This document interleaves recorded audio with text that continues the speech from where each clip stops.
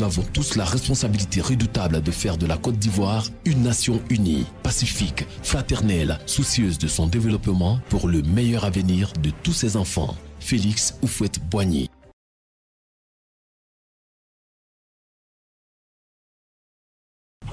Après avoir parlé dans les deux vidéos précédentes des généralités sur la volonté, dans cette troisième vidéo du mois de décembre, ce mois, nous avons dit la semaine dernière, qui marque la fin de l'année en cours, comme annoncé, nous allons commencer à parler de l'éducation de la volonté, que certaines personnes appellent la culture de la volonté. Parce que pour devenir forte, la volonté doit être éduquée. La volonté doit être cultivée. Cela est très très important parce que, vous vous en doutez bien, la vie, telle qu'elle se vit, comporte des hauts et des bas qui rendent nécessaire une forte dose de volonté. Il faut une volonté robuste pour bien vivre la vie et non pas se laisser vaincre par la vie. Il faut une volonté forte.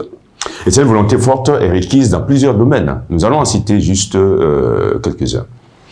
Il faut une volonté forte du point de vue moral, pour éviter le mal et faire le bien à notre portée. Il faut une volonté forte pour maintenir très haut notre morale quand nous sommes ballottés par les difficultés et les tourments de la vie, et aussi pour devenir une personnalité forte et faire produire à notre vie le maximum de son excellence. Celui qui cultive sa volonté et la fortifie finit par devenir, comme on dit couramment, quelqu'un qui compte, quelqu'un avec qui l'on compte et quelqu'un sur lequel on peut compter. Donc déjà, sur le point de vue moral, nous avons besoin d'une volonté robuste. Au niveau professionnel, il nous faut aussi une volonté forte.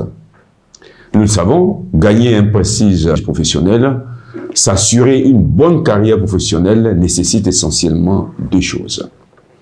La première, une compétence technique avérée et bien, bon caractère. Nous l'avons exposé concernant les vidéos antérieures sur le travail. L'une et l'autre requièrent beaucoup de volonté. Pour acquérir une compétence technique, il faut travailler avec opiniâtreté. D'une part, pour acquérir les connaissances liées à la profession considérée, mais aussi pour continuer à mettre continuellement à jour les connaissances acquises. Parce que sans mise à jour des connaissances acquises, on est très vite dépassé. Il faut de la volonté pour ça. Celui qui se laisse à cet égard gagner par la paresse, la négligence ou la routine, comme nous l'avons dit, sera très vite dépassé. Et à cette compétence technique, il faut allier un certain nombre de qualités, telles que l'ordre, la ponctualité, l'esprit de service, l'esprit de sacrifice, l'ardeur au travail, la diligence, etc., etc. Mais ces qualités-là dépendent du caractère et donc de la volonté qui permet de les forger. Au niveau familial maintenant, il en va de même. Parce qu'une volonté forte est un gage de bonheur pour le foyer. S'agissant des époux, en effet, la bonne entente entre les époux nécessite de part et d'autre une attention accrue à l'autre et un oubli de soi-même. Nécessite des efforts pour se comprendre, se supporter mutuellement, à réaliser sans un minimum de volonté. Relativement aux enfants, on dit qu'une volonté forte et aimante est l'une des premières qualités de l'éducation. Parce que ça, on l'oublie assez souvent. L'éducation est à la fois une œuvre d'amour et de patience. Et donc, finalement, une œuvre de volonté. Au niveau de la vie en communauté, une volonté forte permet non seulement de remplir ses devoirs sociaux, mais également de diriger les autres pour le bien de la communauté tout entière. L'histoire nous enseigne, à cet égard, que ce sont les hommes, ce sont les personnes à la volonté forte, mais aussi à l'esprit lucide, qui élève le niveau de l'humanité et la tire vers le véritable progrès. C'est lui qui est en accord avec la dignité de l'homme. Ajoutons à cela que les religions nous disent qu'il faut une volonté forte pour accomplir ses devoirs religieux. Puisqu'on est tous on a tendance à se laisser gagner par la paresse, par d'autres choses, comme on dit très souvent, par nous laisser imbiber par les choses d'ici-bas. Il faut une volonté forte pour accomplir ses devoirs religieux et accomplir ainsi la volonté du souverain créateur. Pour finir, nous nous invitons tous à garder ceci constamment à l'esprit.